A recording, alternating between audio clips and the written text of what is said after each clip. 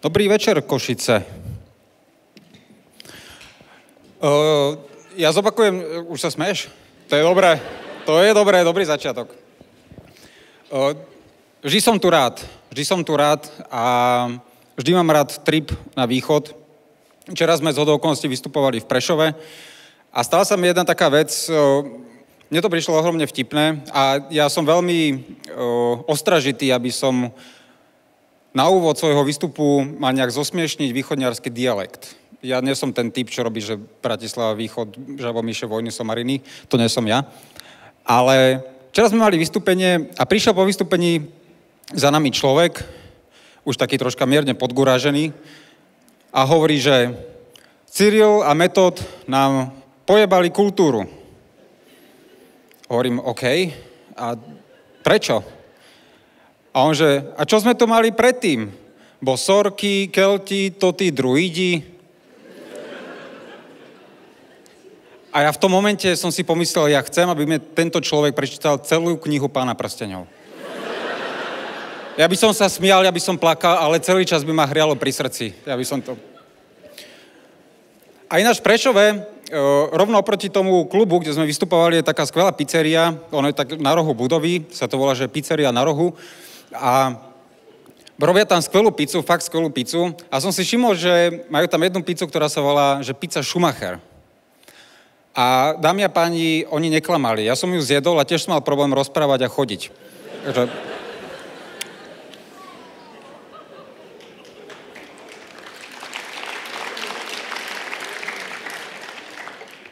Ináč, ono ten cynizmus sa rodí veľmi jednoducho, keď vyrastáte v rodine, ako je moja.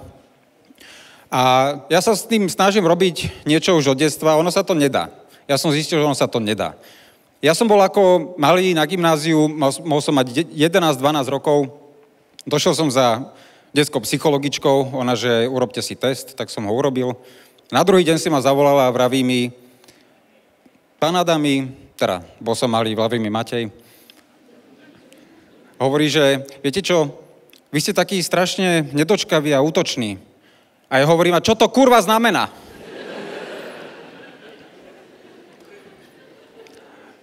A dnes ja robím v nadnárodnej korporácii, tým sa nechválim, že mám prácu, ale robím v nadnárodnej korporácii a oni vás občas pošlú na také, že kurzy, alebo z školenia. No a bol som na školení pozitívneho myslenia a ono je to veľmi smutné, pretože keď vás korporácia pošle na kurz pozitívneho myslenia, to 5 minút chcete spáchať samovraždu.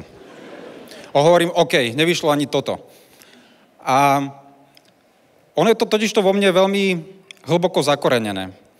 On to spôsobil môj otec, ktorý takto. Ja som vyrastal v paneláku. A medzi mojimi rodičmi a tými ľuďmi, čo bývali pod nami, sa vytvoril veľmi kamarátsky vzťah. Oni sa navštevovali, pomáhali si a tak. Lenže problém bol, že ten človek, manžel, ktorý býval dole, bol alkoholik, ktorý sa jedného dňa obesil a našiel ho vo svojej izbe jeho syn. No a ja som v ten deň mali s otcom na pingpongový tréning, už sme sa tak balili a blablabla. A došla matka úplne bledá ako stena a otec, že čo je? A mama, že Hrica zomrel. Obesil sa v izbe svojho syna. Na otcovej tvári bolo, že 0 výrazu. Nedialo sa tam vôbec nič. A my, ak sme išli na ten tréning, išli sme v tichosti dole po schodoch, zišli sme dole, otvorili sme bránu a v tom momente sa môj otec na mňa otočil a hovorí, kurva, ešte dobre, že nám stihol vykachličkovať kuchyňu.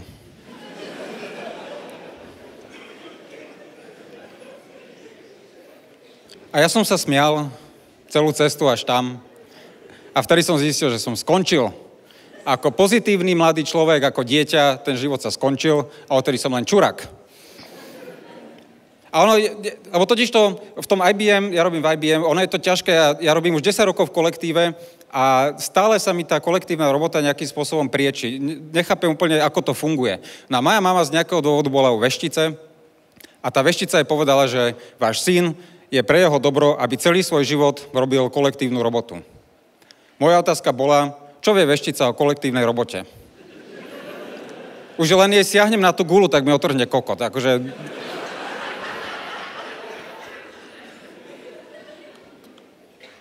A ono sa to potom prejavuje v takých zvláštnych veciach.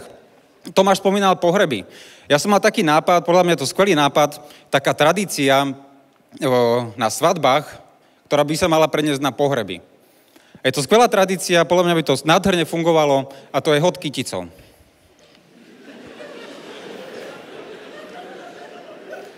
Normálne prebehol by ten obrad, vdova by si zavolala svojich, že tak sa tu zhromaždite. Zobral by jednu tú kyticu zo stageu, či čo to tam je, oni. A teraz by to hodila a jedna, že jej, vidíme sa tu do roka a do dňa.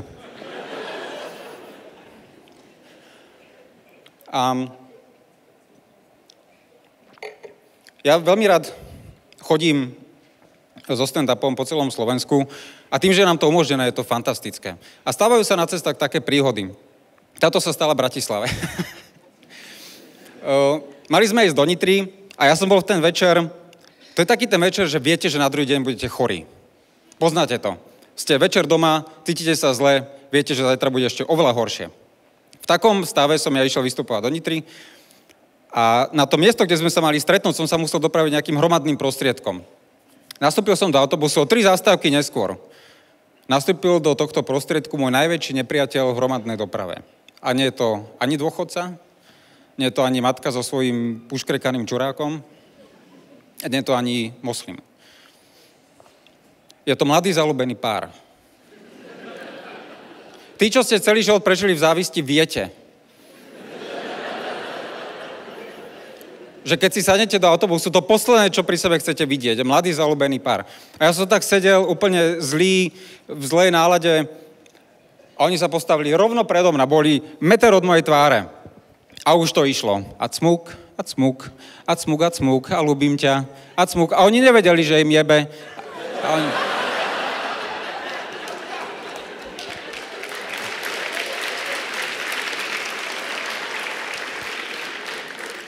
No a ja tým, ako som bol chorý, ako som ich strašne nenávidel a mal som potrebu zakašľať, tak jak som si dal tú ruku pred ústa, tak som tam urobil také malé medzierky.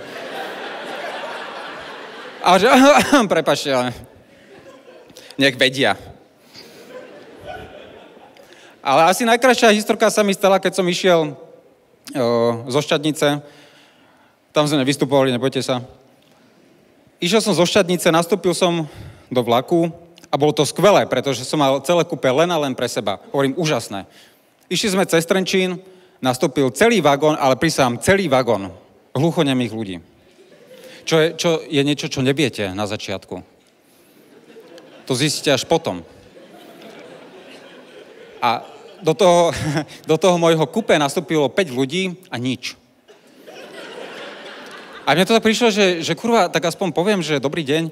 A oni ani bú, ani mú, pritom je toto jediné, čo vedia povedať. Ale to nebol ten problém. Problém bol, že hluchonemí ľudia pri rozprávaní mlaskajú. A oni mlaskali, celý vagón mlaskal. A keď chcete vedieť, ako to znie, to ako keby ste boli obklopení svrčkami. Ale namiesto svrkania počujete, že mňa.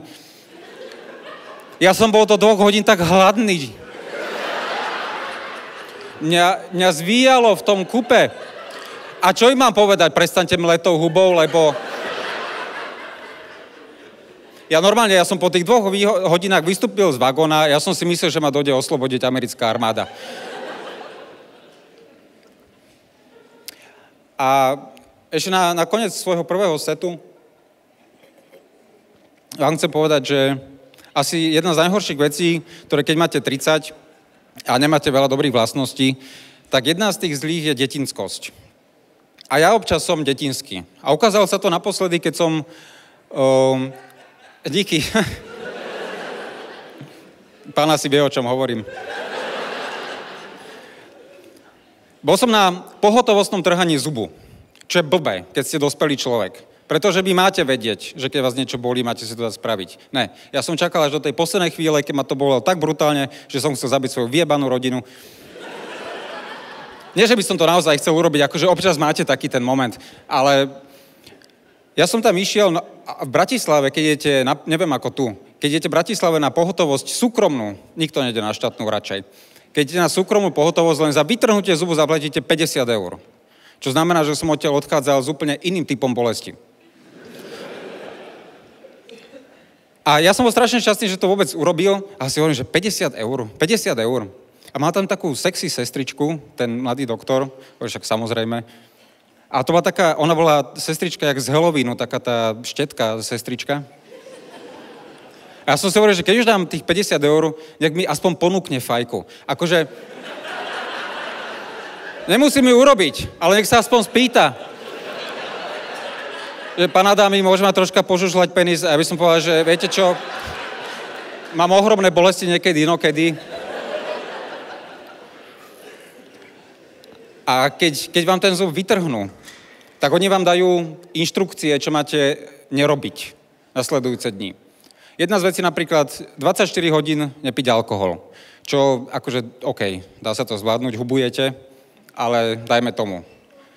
Keď ste fajčiar, nesmiete 2 dní fajčiť. To už je troška horšie, ale keď si zase zapálite, tak to boli ako úplná kurva, takže to neurobíte.